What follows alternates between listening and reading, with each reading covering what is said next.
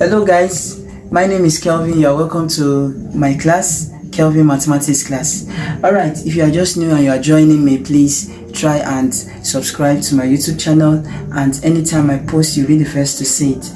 Alright, we have a question here. It looks so threatening, dangerous, and wow, you don't know what to do. I will show you what to do.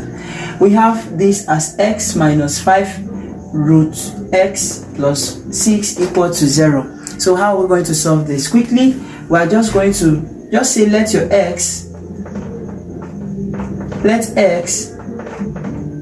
or square root of x rather be equals to a. So if square root of x is equals to a, we can just get our x to become what? A squared. Are you following? So now a is equals to a squared. I can now substitute into this equation. Anywhere I see x, I should just put a squared. So I will come here, I'll write a squared minus 5. So instead of x, I will put a squared. Then here plus 6 equals to 0. Quickly, if you know that in laws of indices, when you have the square root of a value in square, the squares can what? Cancel the square roots. So you can now have a squared minus 5 times a, then plus 6 equal to 0. So now we can now factorize. So let's factorize quickly. I've told you always put the a, open another bracket, put the a, then equate everything to 0. Now find two numbers now, or two factors of 6 in which they can multiply to give you 6, and when they add it will give you minus 5. Quickly, what are those numbers? We know that 2 and 3 can times to give me 6. Okay, and if they add up, they'll give me 5, but I want minus 5. So if I have minus 2 and minus 3, they will times to give me 6. That's what I need. And if they now add up, they will be giving me negative 5. So I'm going to choose this. So I'll put minus 2 here and minus 3 here.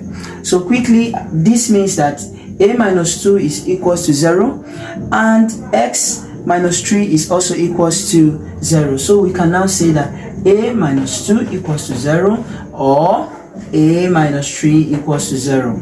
So we can now have our a equals to 2, take the minus 2 to this side, or we can also have a equals to 3. Now we are not asked to find a. We are the ones that brought a into this equation.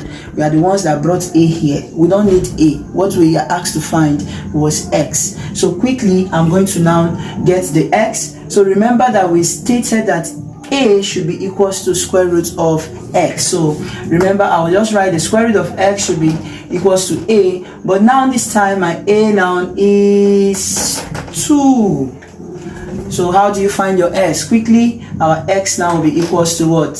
Square of 2, which will be equals to 4. Or square root of x is equals to a. Our square root of x now is what? 3. We have 3. So that means our x will be equals to 3 squared, which will give me x to be equals to 3 times 3 will give me 9. Alright guys, you see how we have simplified this.